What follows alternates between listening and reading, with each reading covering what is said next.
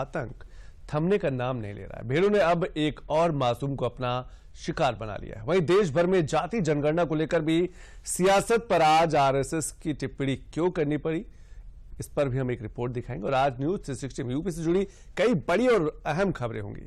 खबर कन्नौज जेब कांड को लेकर भी है, जहां चारों तरफ से सपा के ऊपर सवालों के बौछार हैं। खबर उत्तर प्रदेश भर्ती को लेकर भी है और खबर आपको अलर्ट करने वाली भी है। लेकिन न्यूज 360 की शुरुआत करेंगे बीजेपी से जुड़ी एक बड़ी खबर से। आज बीजेपी ने पूरे देश में अपने राष्ट्रीय सदस्यता अभियान का शुभारंभ कर दिया है, जहां पीएम मोदी बीजेपी के पहले सदस्य बने। इस मौके पर पीएम मोदी ने क्या कुछ कहा, सबसे पहले वो आपको हम सुनाते हैं। पहले हम सदस्यता अभियान करते थे और अब सदस्यता अभियान करें, कुछ चीजें हम नए तरीके से सोच सकते हैं क्या। जैसे ये जो सदस्यता अभियान होगा, उसी समय जो संगठन की रचना होगी,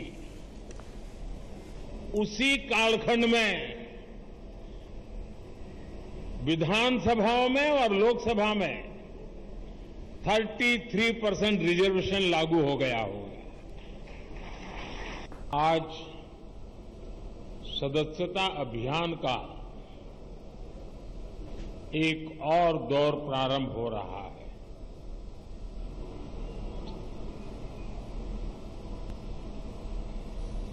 भारतीय जनसंघ से लेकर के अब तक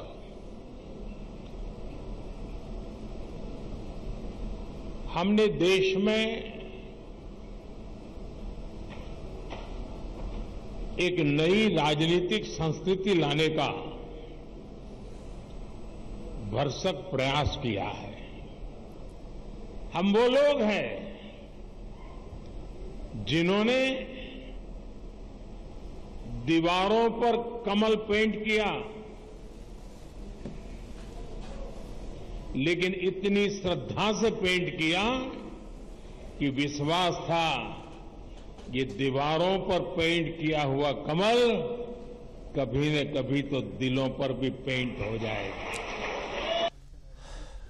तो चलिए कैबिनेट बैठक की बात कर लेते हैं। आज कैबिनेट बैठक में कई बड़े फैसलों पर चर्चा हुई, जिसमें से मोदी सरकार ने किन फैसलों को मंजूरी दी है, जिसे किन क्षेत्रों पर सीधा असर पड़ेगा, उसको एक बार हम ग्राफिक्स के जरिए समझने की कोशिश करते हैं कि आखिर कौन कौन से कैबिनेट में ऐसे बड़े फैसले। खासतौर से एग्रीकल्चर सेक्टर की बात करें तो खाद्य पोषण के फसल विज्ञान के लिए 3,989 करोड़ रुपए की योजना को मंजूरी दी गई, जिससे आने वाले दिनों में एग्रीकल्चर सेक्टर की बात करें या फिर पोषण से जुड़ी योजनाओं को विस्तार मिलेगा। 2,870 करोड़ रुपए के डिजिटल कृषि मिशन को भी मंजूरी मिली है, यानी कि एग्रीकल्चर सेक्टर को डिजिटलाइज करने का प्रयास किया जा रहा है, किसानों को जागरूक करने का प्रयास किया जा रहा है। कृषि शिक्षा के लिए 2,292 करोड़ रुपए की स्वीकृति दी गई है। टिकाऊ पशुधन स्वास्थ्य के लिए 1,702 करोड़ रुपए की योजना को भी मंजूरी मिली है, यानी कि पशुधन, किसानों को पशुधन के क्षेत्र में भी और आगे बढ़ाया जाए। बागवानी के विकास के लिए भी 860 करोड़ रुपए की को मंजूरी दी गई, यानी कि इस आज की बड़ी बैठक में कैबिनेट के एग्रीकल्चर सेक्टर पर बड़ा फोकस किया गया है। कृषि विज्ञान केंद्रों के लिए 1,202 करोड़ रुपए के आवंटन को मंजूरी दी गई, यानी कि जो केवीके हैं, कृषि विज्ञान केंद्र अलग अलग जिलों में, अलग अलग शहरों में, उनको बढ़ावा दिया जाएगा। प्राकृतिक संसाधन प्रबंधन के लिए 1,115 करोड़ रुपए की योजना को भी मंजूरी दी गई है। इसके साथ साथ गुजरात के आनंद में बनेगी सेमीकंडक्टर यूनिट, यानी सेमीकंडक्टर का हब धीरे धीरे अलग अलग राज्य, उत्तर प्रदेश, गुजरात, क्योंकि हमने देखा था कि सेमीकंडक्टर नीति भी आई थी, और कैनिस सेमिकॉन प्राइवेट लिमिटेड के प्रस्ताव को भी मिली मंजूरी, यानी कि सेमीकंडक्टर का हब अलग अलग राज्यों को बनाया जाएगा। 3,300 करोड़ रुपए के निवेश में स्थापित होगी ये यूनिट को स्थापित करने के लिए 3,300 करोड़ रुपए का बड़ा बजट दिया गया है। यूनिट की प्रतिदिन की क्षमता लगभग 60 लाख चिप होगी, तो आप समझ सकते हैं कि कितना बड़ी संख्या में रोजगार आने वाला है, खासतौर से सेमीकंडक्टर के क्षेत्र में। औद्योगिक, ऑटोमोटिव, इलेक्ट्रिक वाहन, उपभोक्ता इलेक्ट्रॉनिक्स, ये कुछ पार्ट्स होंगे, यहां पर इस सेक्टर होंगे जहां पर सेमीकंडक्टर को और बढ़ावा दिया जाएगा। इसके साथ साथ आज कैबिनेट की बैठक में इन बड़े क्षेत्रों में भी बड़ा फोकस किया गया है। तो कैबिनेट की बैठक में कई बड़े अहम फैसले, चाहे औद्योगिक की बात करें, ऑटोमोटिव की बात करें, इलेक्ट्रिक वाहन की बात करें, उपभोक्ता इलेक्ट्रॉनिक्स की बात करें, एग्रीकल्चर सेक्टर की बात करें, पशुधन की बात करें, ये कई बड़े सेक्टर रहे हैं जहां पर कैबिनेट की बैठक में बड़ा फैसला लिया गया। और सेमीकंडक्टर को लेकर गुजरात में जो यूनिट लगेगी, उससे बड़ी संख्या में रोजगार निकल के सामने आएंगे। 309 किलोमीटर लंबी होगी नई रेल लाइन, और नई रेल लाइन को भी मंजूरी दी गई। 2 प्रमुख वाणिज्य केंद्र मुंबई और इंदौर को जोड़ेगी, यानी कि मुंबई और इंदौर को जोड़ने का काम करेगी ये नई जो रेल लाइन। इससे आवागमन भी बढ़ेगा और माल ढुलाई में भी आसानी होगी। दोनों के बीच सबसे छोटी रेल कनेक्टिविटी प्रदान करेगी।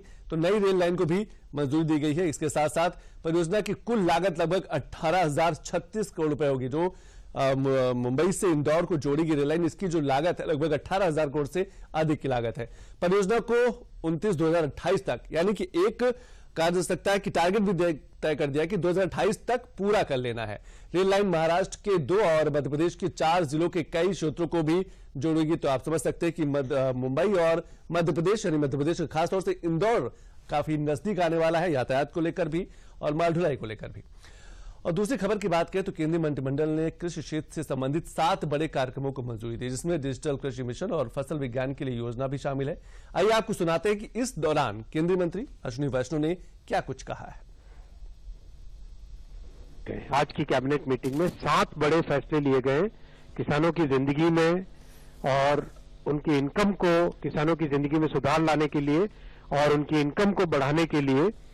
जैसा आप जानते हैं कि वित्त मंत्री जी ने, माननीय वित्त मंत्री जी ने बजट भाषण के दौरान एक वृहद प्लान रखा था कि किसानों की जिंदगी में टेक्नोलॉजी, साइंटिफिक मेथड और इन सब की मदद से, एक वैज्ञानिक दृष्टिकोण की मदद से कैसे एक परमानेंट, एक अच्छा, एक ट्रांसफॉर्मेशनल चेंज लाया जा सकता है।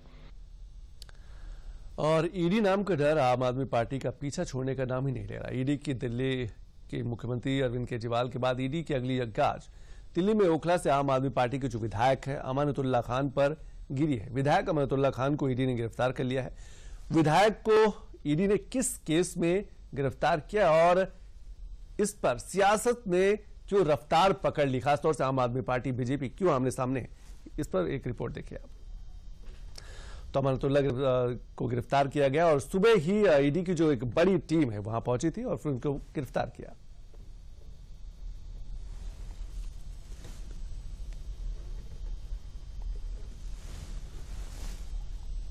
वाले मेरे घर पे सर्च वारंट के नाम पर मुझे अरेस्ट करने के लिए आए हैं।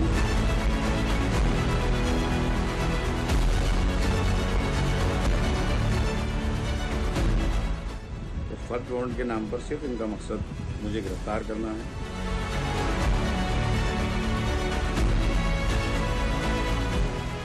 ये दिल्ली की ओखला सीट से आम आदमी पार्टी के विधायक अमानतुल्लाह खान है। सोमवार की सुबह जब ईडी की टीम ने इनके दरवाजे पर दस्तक दी तो अमानतुल्लाह खान पहले ही अपनी गिरफ्तारी की भविष्यवाणी करने लगे। हुआ भी वही, करीब 4 घंटे की पूछताछ के बाद ईडी ने अमानतुल्लाह खान को गिरफ्तार कर लिया।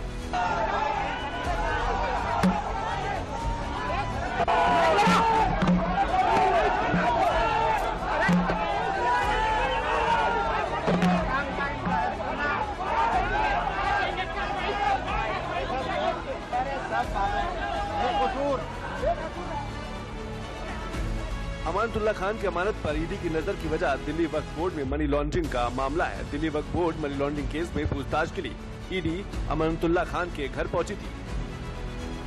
सोमवार सुबह 7 बजे ईडी अमानतुल्लाह खान के घर पहुंची। अमानतुल्लाह ने ईडी की टीम को घर के भीतर दाखिल नहीं होने दिया। दिल्ली पुलिस की टीम को मौके पर बुलाया गया। सुबह 8:15 बजे से उनके घर में पूछताछ और जांच शुरू हुई। 4 घंटे की पूछताछ के बाद दोपहर 12:15 पर ईडी ने उन्हें अरेस्ट किया। तो गिरफ्तार हो गए भाई, क्या कहेंगे? आरोप है जिसमें 2 मरतबा पहले भी आपको एसीबी और सीबीआई दोनों से मैं बेल पर हूँ। टीम ने अमानतुल्लाह को दिल्ली के कथित वक्फ घोटाले से जुड़े मामले में गिरफ्तार किया है। दरअसल ओखला सीट से विधायक अमानतुल्लाह पर दिल्ली वक्फ बोर्ड का अध्यक्ष रहते हुए फंड के गलत इस्तेमाल का आरोप है। दिल्ली वक्फ बोर्ड का अध्यक्ष रहते हुए 32 लोगों की अवैध भर्ती करवाई। दिल्ली वक्फ बोर्ड की कई संपत्तियों को गलत तरीके से किराए पर दिया। वक्फ बोर्ड के फंड का गलत इस्तेमाल किया। आरोप है कि अमानतुल्लाह खान अध्यक्ष रहते हुए 32 लोगों की अवैध भर्ती कराई है। साथ ही दिल्ली वक्फ बोर्ड की कई संपत्तियों को गलत तरीके से किराए पर दिया। ईडी जब सोमवार की सुबह अमानतुल्लाह से पूछताछ करने पहुंची तो पहले तो अमानतुल्लाह और ईडी की टीम के बीच दरवाजे पर ही जमकर बहस हुई। इसी केस में सीबीआई एसीबी ने मुझे गिरफ्तार कर लिया, सर्च कर लिया। इसी केस में 10 अक्टूबर को 2023 को ये ऑलरेडी मेरे घर सर्च कर चुके हैं। अब ये क्या पूछताछ? मैं इनके यहाँ चलो जो भी 18 फिर जब इस बहस के बाद ईडी की टीम अमानतुल्लाह खान के घर में दाखिल हुई तो अमानतुल्लाह ने एक वीडियो शेयर किया।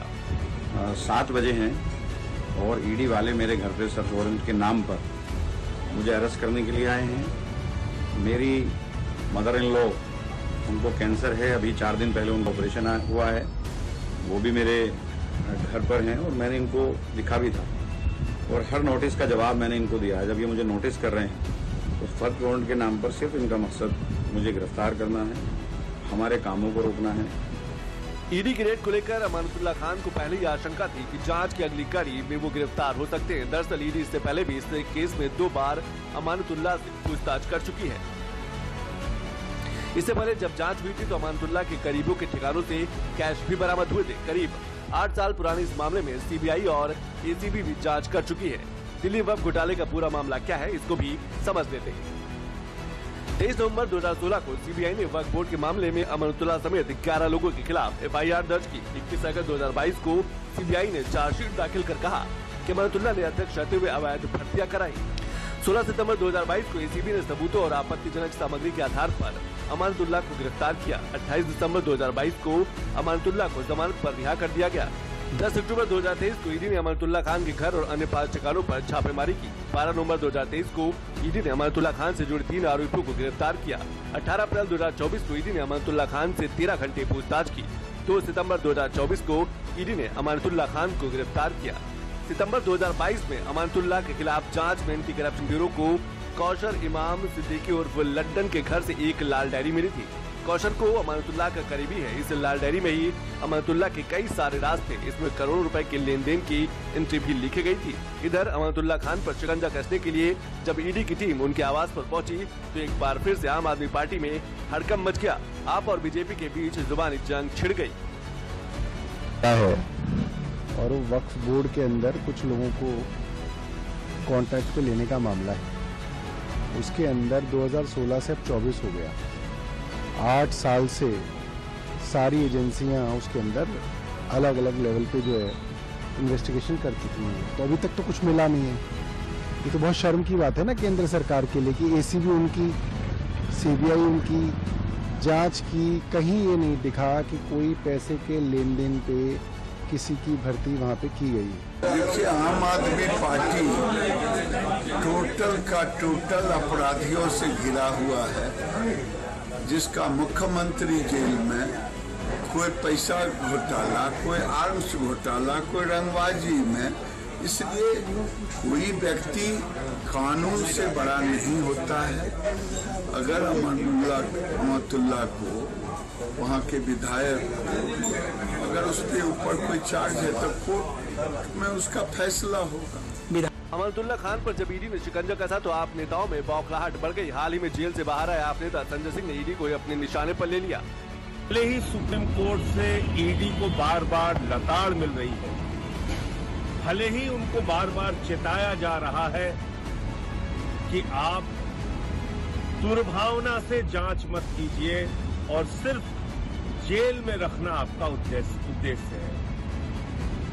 बावजूद इसके आज अमानतुल्लाह खान जो आम आदमी पार्टी के विधायक हैं, उनके घर पर ईडी सुबह सुबह छापा मारने के लिए पहुंच गई। ऐसे वक्त में आम आदमी पार्टी में एक लंबी जमात अपराधियों और भ्रष्टाचारियों, और जब उन पर कानून कार्रवाई करता है तो ये चिल्लाने लगते हैं। दिल्ली वक्फ बोर्ड जैसी संस्था में भ्रष्टाचार करने वाले, गबन करने वाले अमानतुल्लाह खान, जो गाहे बगाहे अपनी गुंडई के लिए चर्चा में भी रहते हैं, आज जब जांच एजेंसी अपनी कार्रवाई कर रही है तो अब देखिए चारों तरफ वो बल। अरे अगर आपने चोरी की है, अपराध किया है, तो आपको उसका जवाब देना पड़ेगा। क्यों? क्योंकि इस देश में कानून का शासन है और कानून मियां सबके लिए बराबर है। अमानतुल्लाह खान पर ईडी के आरोप गंभीर है। दावा है कि चेयरमैन रहते हुए अमानतुल्लाह ने 100 करोड़ रुपए की वक्फ संपत्तियों को अवैध रूप से लीज पर दी है। फिलहाल अमानतुल्लाह खान ईडी की गिरफ्त में है। ईडी उन्हें अरेस्ट करके हेडक्वार्टर ले गई है। ऐसे में उम्मीद है कि Delhi Waqf board money laundering case में कई अहम खुलासे हो सकते हैं।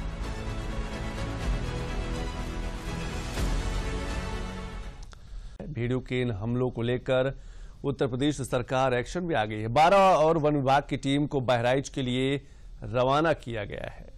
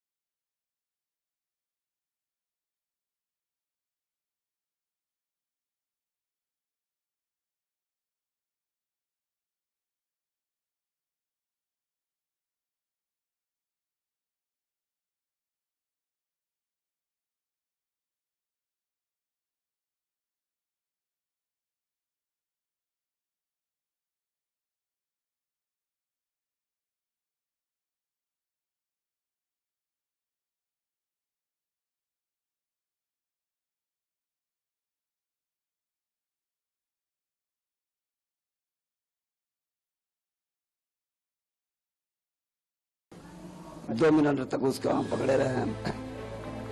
चेहरे पे उसने नाखून नहीं मारा था? नहीं, उनका मौका नहीं दिया मारने के लिए।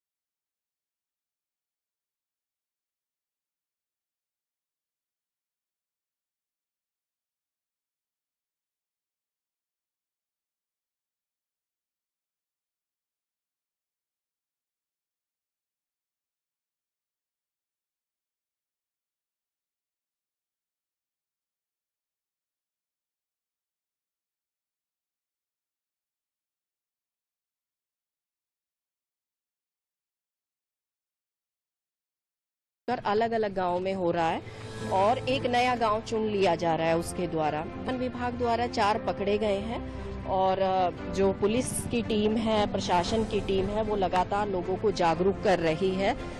4 हम लोगों ने पकड़े हैं और वन विभाग लगातार प्रयास कर रहा है, बाकी भी पकड़े जाएंगे। मैं आपके माध्यम से यही अपील करना चाहती हूँ कि थोड़े दिन लोग जागरूक रहें और घरों के अंदर ही सोएं या छत पे सोएं।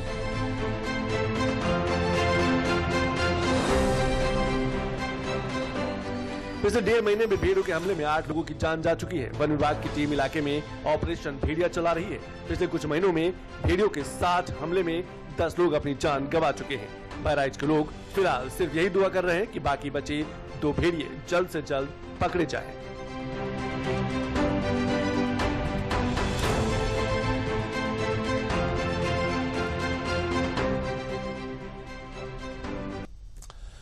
और अगली खबर कन्नौज से है। पिछले 2 से 3 हफ्तों में आपने कन्नौज रेपकांड के बारे में जरूर सुना होगा, जिसको लेकर उत्तर प्रदेश में सपा और बीजेपी नेताओं के बीच ठनाठनी रही है। अब इस केस में सपा के पूर्व नेता नवाब सिंह यादव पर जो आरोप लगे थे वो सच साबित हो गए हैं और इसके बचाव में पूरी सपा घटना के दिन से ही लगी हुई थी। अब जब आरोप सिद्ध हो गए तो बीजेपी सीधा सपा से कई सवाल पूछ रही है।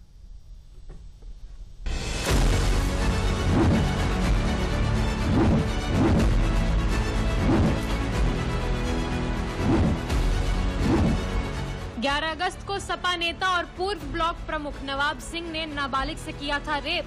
दुष्कर्म किए जाने के बाद की पुष्टि हुई है। नाबालिग से रेप का खुलासा, क्या अब भी सपा देगी दिलासा? उस बलात्कारी को अब बचाने के लिए अखिलेश यादव जी क्या कहेंगे? तस्वीरों में दिख रहे व्यक्ति को तो आप पहचान ही रहे होंगे, नहीं पहचान रहे तो जरा इस वीडियो को देखिए, आपको सब कुछ याद आ जाएगा। ये वीडियो 12 अगस्त 2024 यानी पिछले महीने का है।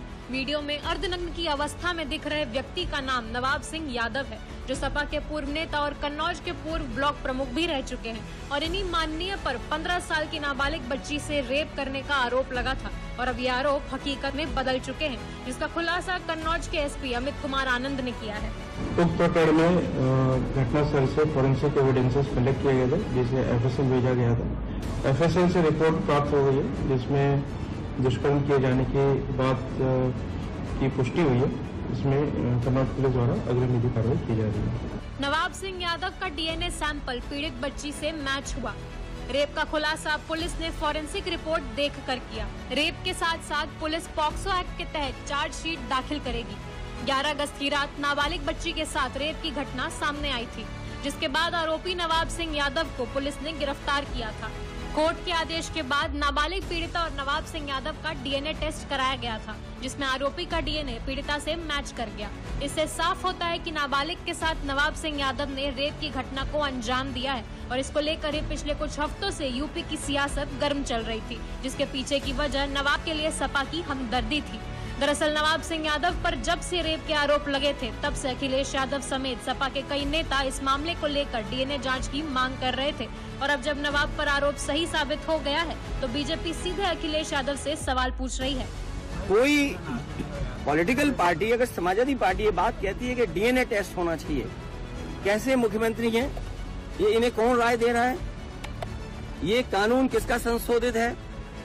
ये इन्हीं का संशोधित कानून है 2023 का, जिसमें ये कहा गया है कि डीएनए टेस्ट होना चाहिए अगर 7 साल से ज्यादा किसी की सजा का कोई प्रावधान है तो क्या गलत मांगा? अखिलेश यादव जी कृपया बताने का कष्ट करें। जिस नवाब ब्रांड को बचाने के लिए वो तमाम हथकंडे अपना रहे थे कि डीएनए टेस्ट कराओ, नार्को टेस्ट कराओ, आज उस नवाब ब्रांड का डीएनए मैच कर गया है। उस बलात्कारी उसको अब बचाने के लिए अखिलेश यादव जी क्या कहेंगे?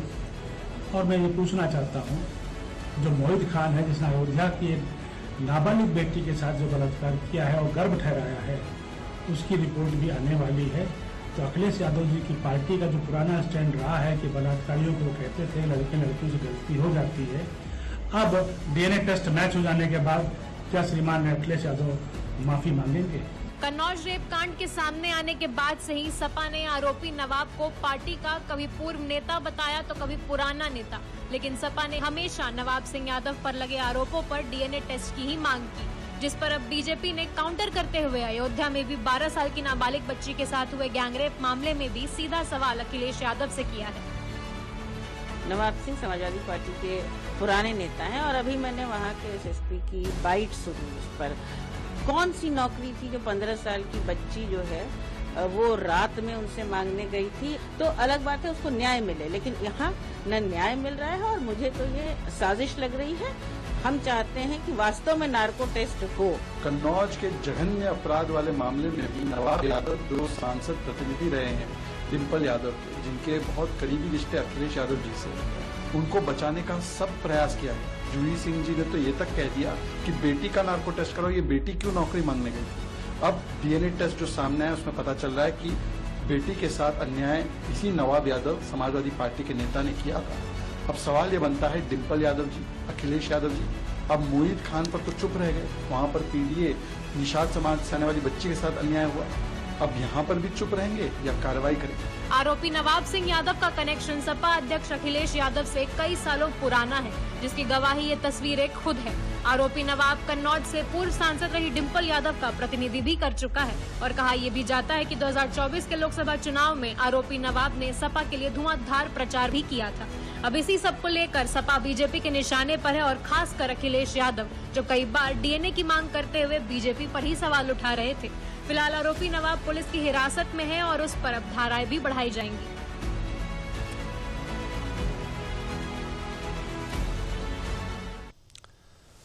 और उत्तर प्रदेश में 69,000 शिक्षक भर्ती मामले से आपका कोई सरोकार है तो ये खबर आपके लिए बेहद महत्वपूर्ण है। 69,000 शिक्षक भर्ती में आरक्षित वर्ग के अभ्यर्थियों ने आज उप मुख्यमंत्री केशव प्रसाद मौर्य के आवास के सामने जोरदार प्रदर्शन किया। प्रदर्शन कर रहे अभ्यर्थियों ने हमारे संवाददाता विकास सिंह को भी अपनी मांग बताई। इस धरने के पीछे का क्या है पूरा मामला, ये रिपोर्ट देखिए।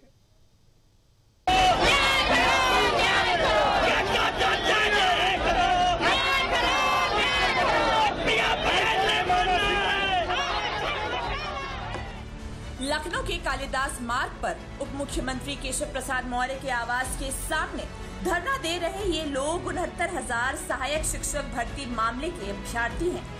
शिक्षक भर्ती पर हाई कोर्ट के फैसले को जल्दी से लागू कराने की मांग को लेकर अभ्यर्थी लगातार लखनऊ में धरना प्रदर्शन कर रहे हैं। सोमवार को अभ्यर्थियों ने उप मुख्यमंत्री केशव प्रसाद मौर्य के आवास का घेराव किया।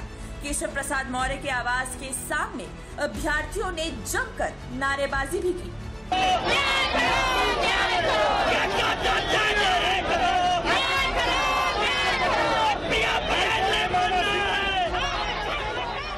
अभ्यर्थी सरकार से मांग कर रहे हैं कि सरकार हाईकोर्ट के फैसले को जल्द से जल्द लागू करे और आरक्षित वर्ग अभ्यर्थियों को न्याय देते हुए उनकी नियुक्ति का रास्ता साफ करे। डीडीयूपी ने भी धरना दे रहे अभ्यर्थियों से बात की। लखनऊ के कालिदास मार्ग पर तमाम सारे अभ्यर्थी बैठे हुए हैं मांगों को लेकर। क्या कुछ मांगे हैं आपकी? हमारी मांगे हैं, जो डबल बेंच से हमारा ऑर्डर आया है सरकार उस पर हमारी लिस्ट जारी कर दे बस, क्योंकि डबल बेंच ने जो समय दिया है हमें लगता है सरकार कहीं ना कहीं हमारे साथ देर कर रही है। जब आपको सब कुछ पता है, हमारा मुद्दा इतना हाईलाइट है, हम लोगों की जगह पे 4 साल से अवैध नियुक्ति हो चुकी है, वो लोग नौकरी कर रहे हैं, हम यहाँ सड़कों पे पड़े हुए। सर हम लोग यहाँ पे 69,000 शिक्षक भर्ती के आरक्षण पीड़ित, वो भी सरकार के अधिकारियों के आने के बाद भर्ती प्रक्रिया पारदर्शी रूप से पूरी हो सकेगी। अभ्यर्थियों को नियंत्रित करने के लिए मौके पर भारी पुलिस बल भी तैनात किया गया था। जब केशव प्रसाद मौर्य के आवास के बाहर जब हंगामा बढ़ा तो पुलिस ने प्रदर्शनकारियों को कालिदास मार्ग से हटाकर बसों से इको गार्डन प्रदर्शन स्थल पर पहुंचा दिया। डबल बेंच ने भी माना, योगी जी ने माना, बेसिक अधिकारियों ने मांगा, तो हम सबको नियुक्ति क्यों नहीं मिल रहा, हमारा जियो क्यों नहीं जारी हो रहा? ये तमाम सारे युवक हैं, क्या कुछ डिमांड है? पिछले 4 साल से हम लोगों को ऐसे ही गाड़ियों में भर के इको गार्डन छोड़ा जा रहा है, जबकि हाईकोर्ट की डबल बेंच और सिंगल बेंच, माननीय मुख्यमंत्री, तीनों लोग ने न्याय दे दिया, लेकिन भ्रष्ट अधिकारी अभी तक न्याय नहीं दे पाए हैं हमको। जबकि डबल बेंच का ऑर्डर 13 तारीख को आ गया था, 20 दिन हो गए, लेकिन अभी भी एक स्टेप आगे नहीं बढ़ाया कार्य। इन लोगों का कहना है कि इनको अगर बधाई दी गई थी तो वो लागू क्यों नहीं कराई गई। अब इन लोगों को यहाँ पर गिरफ्तार किया गया है और इनको इको गार्डन में छोड़ा जाएगा, जहाँ धरना केंद्र है वहाँ पर धरना स्थल जो वास्तविक रूप से है वहाँ ले जाया जाएगा। यहाँ पर कालिदास मार्ग पर ये लोग आकर अपनी मांगे रखने की कोशिश किए। दरअसल 2018 में ये शिक्षकों की ये भर्ती प्रक्रिया शुरू हुई थी। जब नतीजे आए तो धांधली के आरोप लगने लगे, तो लगभग 6 साल बाद 13 अगस्त 2024 को लखनऊ हाईकोर्ट के डबल बेंच ने शिक्षक भर्ती मामले में एक बड़ा फैसला सुनाया था। हाईकोर्ट की डबल बेंच ने शिक्षक भर्ती की मेरिट लिस्ट रद्द कर दी थी। वहीं यूपी सरकार से कोर्ट ने रिपोर्ट भी मांगी थी।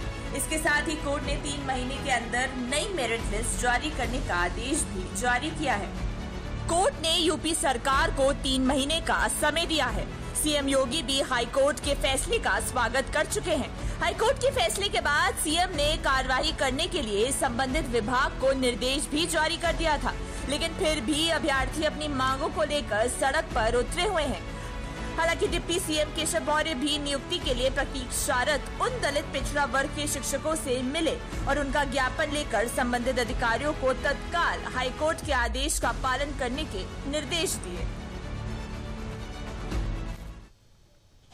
ये तो शिक्षक भर्ती का मामला था, लेकिन यूपी पुलिस की भर्ती परीक्षा पूरी हो चुकी है। 5 दिन चली उत्तर प्रदेश पुलिस सिपाही भर्ती परीक्षा शनिवार को पूरी हो गई। कड़ी सुरक्षा के बीच आयोजित हुई परीक्षा से अभ्यर्थी भी बेहद खुश नजर आए हैं।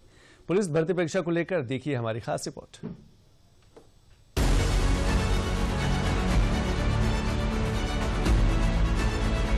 उत्तर प्रदेश पुलिस बल में भर्ती की प्रक्रिया को बहुत पारदर्शी तरीके के साथ आगे बढ़ाने का कार्य हुआ।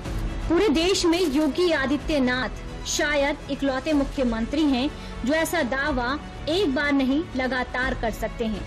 इस दावे के पीछे दरअसल एक पूरी की पूरी कहानी है। कहानी कानून और जनता के हित को सबसे ऊपर रखने के व्रत की। कहानी किसी के भी साथ गलत ना होने देने के प्रण की। ये कहानी है दुनिया की सबसे बड़ी लिखित पुलिस भर्ती की। यूपी में 5 दिनों तक चली पुलिस भर्ती की लिखित परीक्षा पूरी हो चुकी है। सुरक्षा के ऐसे पुख्ता इंतजाम किए गए थे कि परिंदा भी पर नहीं मार पाया और जिसने भी ये कोशिश की उस पर तुरंत एक्शन भी हुआ। इस परीक्षा में किसी भी परीक्षा केंद्र से एक भी शिकायत का मामला सामने नहीं आया। परीक्षा में ना कोई पेपर लीक, ना कोई नकल और ना ही कोई सॉल्वर गैंग।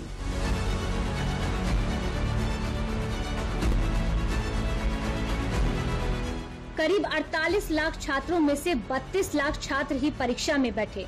सुरक्षा के पुख्ता इंतजाम के चलते 16 लाख छात्रों ने परीक्षा छोड़ी। परीक्षा केंद्रों पर 3 लेवल की सुरक्षा थी। मेन गेट पर चेकिंग के बाद बायोमेट्रिक चेकिंग होती थी। परीक्षा कक्ष में प्रवेश से पहले भी चेकिंग होती थी। आज तक के इतिहास में इतनी बड़ी संख्या वाली भर्ती परीक्षा का सफल आयोजन होने के बाद मुख्यमंत्री योगी आदित्यनाथ ने सबसे पहले छात्रों को बधाई दी और यूपी के सभी जिला प्रशासन को भी धन्यवाद दिया। यूपी में आयोजित हुई पुलिस भर्ती परीक्षा पूरे देश के लिए मिसाल बन गई है, क्योंकि पिछले कुछ समय में देश के हर तरफ से पेपर लीक की घटनाएं सामने आ रही थी और ऐसे समय में 5 दिनों तक चली इस परीक्षा ने सुरक्षा और सही नीति का ही उदाहरण है। सीएम योगी ने अपनी इसी सख्त नीति के बलबूते युवाओं के लिए एक और बड़ा ऐलान कर दिया है। हम लोगों ने पहले दिन से संकल्प लिया था कि नृत्य की प्रक्रिया अगर ईमानदारी पूर्वक आगे नहीं बढ़ पा रही, ये युवाओं के साथ खिलवाड़ है और अपनी प्रतिभा को पलायन करने के लिए मजबूर करता है। एक राष्ट्रीय पाप है अगर युवा के साथ अन्याय होता है तो। युवाओं के जीवन और उनके भविष्य के साथ जो खिलवाड़ करेगा, हम लोग भी जीरो टॉलरेंस की नीति को अपना करके उन तत्वों से उतनी ही सख्त और कठोरतम तरीके से निपटने का काम करेंगे जो हमारे युवाओं की भविष्य के साथ खिलवाड़ करने का उत्साह करेगा। लेकिन अब वे न घर के रहेंगे न भाग के रहेंगे, क्योंकि अब तो सरकार जब अपनी कार्रवाई कर रही है तो बहुत बड़ी कार्रवाई हम लोग ऐसे तत्वों के खिलाफ करेंगे जो युवाओं के भविष्य के साथ खिलवाड़ करेंगे। और कार्रवाई भी ऐसी होगी क्योंकि हम लोग जब कार्रवाई करते हैं तो उसको एक ऐसा प्रस्तुत करते हैं, नजीर बन गया, नजीर बनवाएंगे, दोषियों को के सामने उदाहरण प्रस्तुत करवाएंगे। इतने बड़े स्तर पर आयोजित हुई इस परीक्षा को लेकर योगी सरकार पहले से ही सजग थी। इसीलिए इस बार परीक्षा से पहले ही प्रशासन ने संदिग्ध लोगों पर नजर रखना शुरू कर दिया था और इसी कड़ी सुरक्षा ने परीक्षा को न सिर्फ किसी भी तरह की गड़बड़ी से बचाया, बल्कि परीक्षा में सेंधमारी की कोशिश करने वाले लोगों की गिरफ्तारी भी की गई। 5 दिनों की परीक्षा में 400 से ज्यादा संदिग्ध छात्र पकड़े गए और 59 लोगों पर FIR दर्ज की गई। 5 दिनों में 463 संदिग्ध पाए गए छात्रों की जांच शुरू। इन सभी लोगों में 100 से ज्यादा छात्र दूसरे राज्यों के थे। आधार कार्ड और अन्य दस्तावेजों की जांच की जा रही है। संदिग्ध छात्रों में जो भी दोषी मिलेगा उस पर कार्रवाई होगी। 5 दिनों में 3 सिपाही समेत 80 छात्रों को गिरफ्तार किया गया। पुलिस भर्ती बोर्ड ने परीक्षा से पहले ही 20,000 लोगों को संदिग्ध माना था। इन सब के आधार कार्ड में दर्ज डाटा सरकारी डाटा से मेल नहीं खाया था। इसके अलावा शारीरिक दक्षता से जुड़े दस्तावेजों की भी जांच की जाएगी। संदिग्ध छात्रों में दूसरे राज्यों के अलावा जो बाकी के छात्र हैं, उनके बारे में बोर्ड की टीम ये पता लगा रही है कि ये लोग परीक्षा देने नहीं आए या परीक्षा केंद्र पर ये जांच में पकड़े नहीं गए, क्योंकि इससे पहले भी फरवरी में पेपर लीक होने के कारण यूपी पुलिस की परीक्षा रद्द की गई थी। यही वजह है कि इस बार परीक्षा पुलिस भर्ती बोर्ड के लिए चुनौती बनी हुई थी, लेकिन इस बार कोई भी अराजक तत्व अपने मंसूबों में कामयाब नहीं हो पाए और इसीलिए माना जा रहा है कि लाखों छात्रों ने परीक्षा छोड़ दी, जिसका सीधा फायदा परीक्षा में शामिल हुए छात्रों को मिलेगा। छात्रों के लिए मौके बढ़े। 16 लाख छात्रों की परीक्षा छोड़ने से दूसरे छात्रों के लिए मौके बढ़े हैं। अब एक पद के लिए करीब 53 उम्मीदवार दावेदार हो गए, यानी अब हर 53 छात्रों में से एक छात्र को नौकरी मिलेगी। लिखित परीक्षा के बाद अब आगे की प्रक्रिया क्या होगी, ये भी जानना आपके लिए बेहद जरूरी है, क्योंकि परीक्षा बोर्ड आयोजित हुई इस लिखित परीक्षा में अगर छात्रों को उनके दिए गए उत्तरों में कोई दिक्कत है तो उसे सुधारने का मौका देगी। अब इसी लिखित परीक्षा की आंसर की जारी होगी। पहले प्रोविजनल आंसर की जारी की जाएगी, जिस पर छात्र उत्तर के लिए आपत्ति जता सकते हैं, जिसके बाद फाइनल आंसर की जारी की जाएगी। फिर पहले चरण यानी लिखित परीक्षा के नतीजे आएंगे। इसमें सफल होने वाले छात्र ही आगे की प्रक्रिया में शामिल होंगे। परीक्षा बोर्ड अब जल्द ही आगे की प्रक्रिया भी शुरू करेगा। हालांकि अभी इसकी तारीखों का ऐलान नहीं हुआ है, लेकिन जिस तरह से फरवरी में परीक्षा के रद्द होने के बाद दोबारा तय समय में परीक्षा आयोजित की गई है, उसे देखकर यही लग रहा है कि जल्द ही आगे की प्रक्रिया भी शुरू हो जाएगी।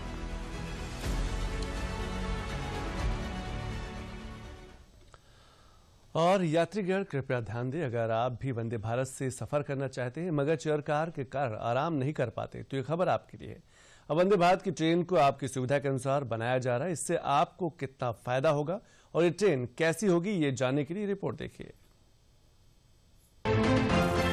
देश में जब से ट्रेनों में अपग्रेड हुआ है, तब से लोगों में भी ट्रेन से यात्रा करने की एक अलग ही खुशी है। जब लोग वंदे भारत से यात्रा करते हैं तो उनके चेहरे पर ये खुशी साफ झलक रही होती है। लेकिन वंदे भारत ट्रेन की एक ऐसी बात है जो हर यात्री का मजा थोड़ा कम कर देती है। वो ये कि इन सारे ट्रेन में बर्थ नहीं है। ये सारी ट्रेन चेयर कार है, यानी आप इनमें आराम से लेट कर नहीं जा सकते। लेकिन अब आपकी सुविधा के लिए वंदे भारत भी अपग्रेड हो रहा है। इस अपग्रेड में क्या कुछ शामिल है, आइए जानते हैं।